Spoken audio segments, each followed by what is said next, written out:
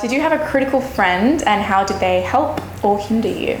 If you have a friend that does give you critical feedback, don't take it to heart. They're just really trying to help you.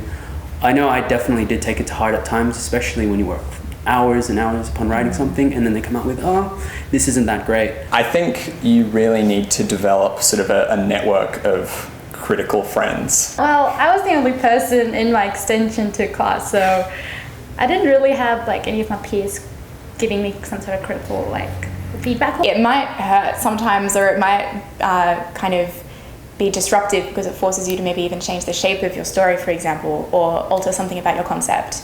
But it's crucial to kind of have objective eyes looking at your work and evaluating it.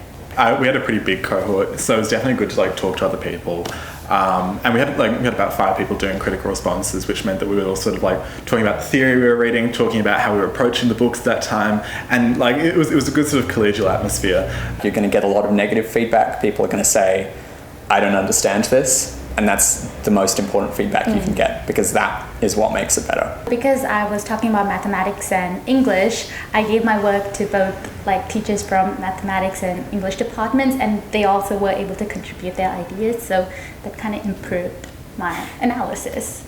I think what's really valuable about someone else kind of appraising your work is that you can get so kind of caught up in it that you think it makes sense, and then kind of you need that objective voice to say, well, this imagery is far too abstract, I don't know what's going on, like in writing, for example. But beyond that, obviously I had my teacher, which was a really good resource, particularly at the point where I'd written a full draft, and I just needed to make sure that what made sense when I was reading it in my head made sense when somebody else who wasn't in my head was reading it, and that was a really valuable moment to get some help.